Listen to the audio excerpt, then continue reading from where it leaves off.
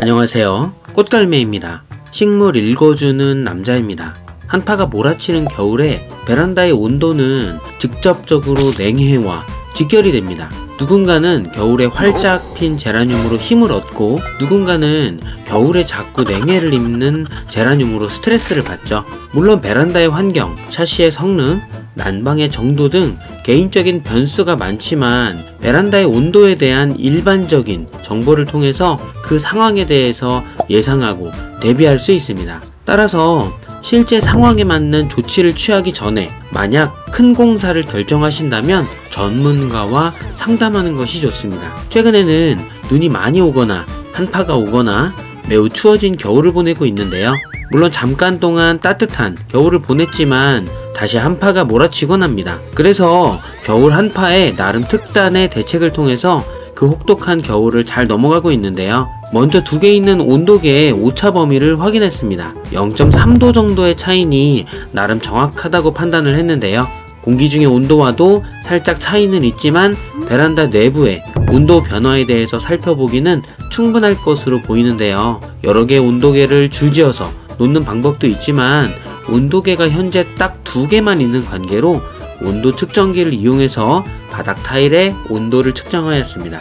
본론으로 들어가기 앞서서 구독과 좋아요, 알림 설정 부탁드립니다. 첫 번째, 난방 시스템 설치. 결론부터 얘기를 하자면 정말 추운 하우스에서 온도가 너무 춥다면 베란다 내부에 난방 시스템을 설치하여 온도를 조절할 수 있습니다. 아파트에서는 이런 경우는 많지는 않겠지만 베란다의 벽면이나 바닥에 보온재를 사용하여 온도를 유지할 수 있는 개념이죠. 너무 추운 날에 거실의 온기를 베란다로 전달해주기 위해서 이전 집에서는 살짝 중간 거실 샤시의 문을 열어두었던 기억도 있는데요. 지금은 그렇게 하지는 않습니다. 그리고 만약 요즘 유행하는 샤시를 교환하고 창문에 열차단 필름 등을 시공한다면 베란다 내부로 들어오는 빛의 양 및 열의 양이 작을 수 있습니다. 가끔 아파트에 베란다 샤시를 보면 살짝 파란색으로 색이 다른 경우를 볼 수 있죠.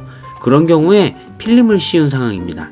그렇게 남향 베란다의 온도를 높이기 위해 여러 방법을 고려해 볼 수 있는데요. 일반적으로 남향 베란다는 자연적인 햇빛을 최대한 이용할 수 있으므로 따뜻한 온도를 유지하기 쉽습니다. 하지만 외부 온도와 일조량, 베란다의 구조 등의 영향을 받기 때문에 온도가 어떻게 변하는지 주의해야 하죠.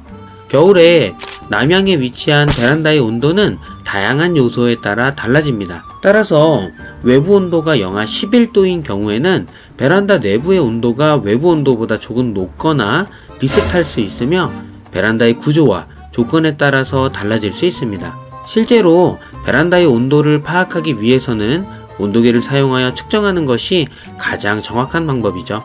두 번째, 케바케. 우선 자세한 수치를 얘기하기 전에 베란다 샤시의 상태나 내장재 등의 건축 상태에 따라 그 결과는 정말 많이 다르다고 얘기할 수 있겠는데요. 저도 알루미늄 샤시의 지난 집과 조금 오래된 하이 샤시의 지금 집의 환경은 정말 다릅니다.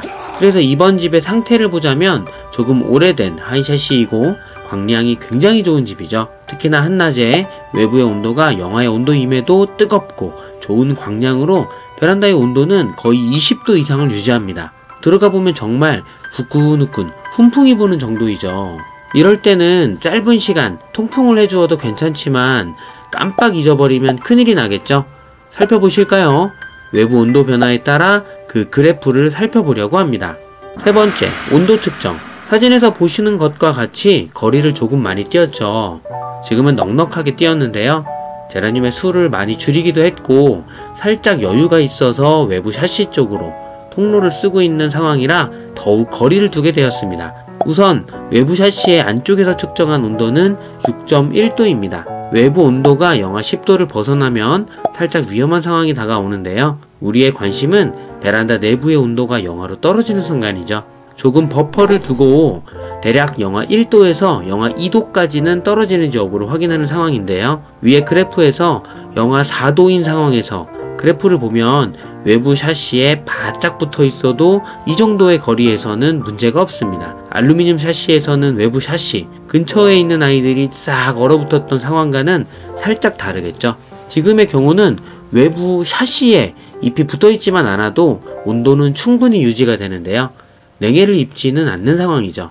5cm만 떨어져도 10도를 넘어가기 때문에 물론 생육 활동을 충분히 할 수 있는 20도 이상은 아니지만 적어도 얼어 죽는 냉해를 입는 환경은 절대 아닌 상황이 됩니다.